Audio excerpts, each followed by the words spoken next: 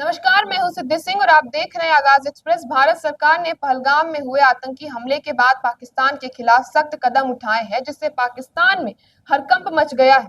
Cabinet की सुरक्षा समिति सीसीएस की बैठक के बाद भारत ने 5 बड़े फैसले लिए हैं, जिनमें सिंधु जल समझौते को रोकना, वीजा रद्द करना और अटारी बॉर्डर बंद करना शामिल है। इन फैसलों से घबराकर पाकिस्तान ने राष्ट्रीय सुरक्षा समिति की आपात बैठक बुला ली। पाकिस्तान के रक्षा मंत्री ख्वाजा आसिफ ने ये जानकारी दी कि भारत के कदमों पर प्रतिक्रिया तय करने के लिए सैन्य और असैन्य नेतृत्व की बैठक प्रधानमंत्री शहबाज शरीफ की अध्यक्षता में होगी। इस बैठक में सेना के तीनों अंगों के प्रमुखों को और कैबिनेट मंत्रियों की मौजूदगी रहने की बात भी बताई जा रही।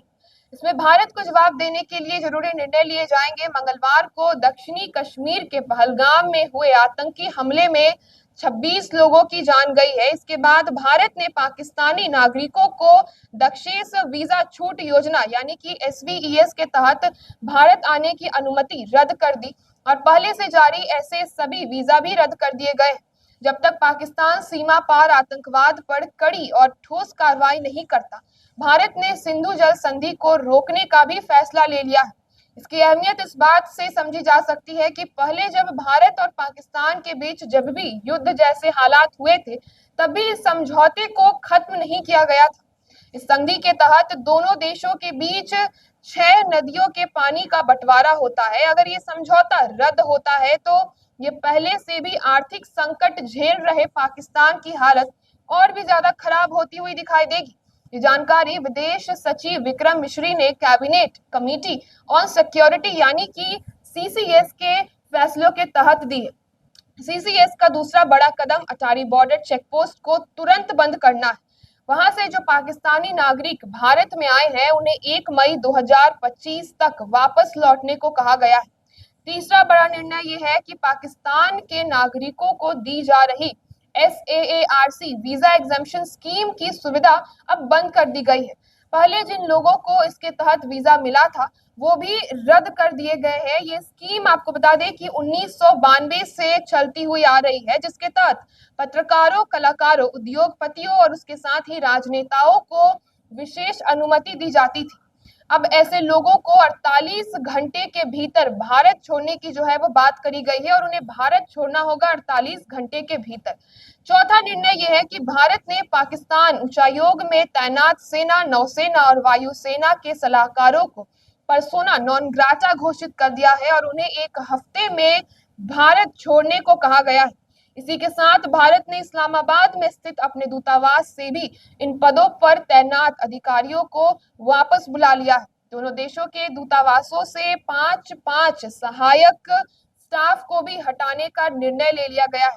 पांचवा और सबसे आखिरी फैसला यह है कि पाकिस्तान उच्चायोग में काम कर रहे कर्मचारियों की संख्या घटा करके 55 से अब 30 कर दी गई है। इस कदम से भारत ने पाकिस्तान के साथ राजनयिक संबंधों को और भी ज्यादा सीमित कर दिया है।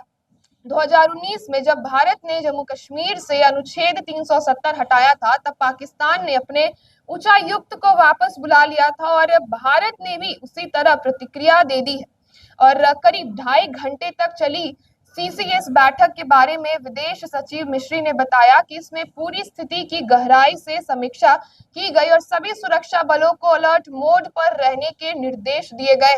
बैठक में ये फैसला भी लिया गया कि पहलगाम हमले में जिम्मेदार लोगों को सजा दी जाएगी और उनके पीछे जो भी साजिश करता है, उन्हें भी कटघरे में लाया जाएगा। कुल मिलाकर के कोई भी व्यक्ति बख्शा नहीं जाएगा।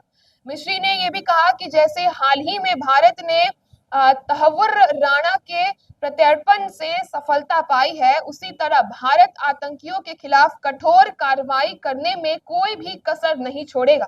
इसके साथ ही उन्होंने ये भी इशारा किया कि पहलगाम हमले के बाद भारत को अंतर्राष्ट्रीय समुदाय से जिस तरह का समर्थन मिला है, वो जिस व्यापक स्तर पर इस हमले की निंदा हुई है, उससे पाकिस्तान के खिलाफ सख्त कदम उठाने का रास्ता साफ हुआ है। उन्होंने कहा कि कई देशों ने भारत को मजबूत समर्थन दिया है और सभी ने आतंकवाद की इस घटना की कड़ी निंदा की है। भारत इस समर्थन की सराहना करता है और ये दर्शाता है कि आतंकवाद के खिलाफ जीरो टॉलरेंस की नीति अब जरूरी हो गई है। तो ऐसे तमाम खबरों के लिए आप जुड़े रहिए हमारे साथ और देखते रहिए आगाज एक्सप्रेस।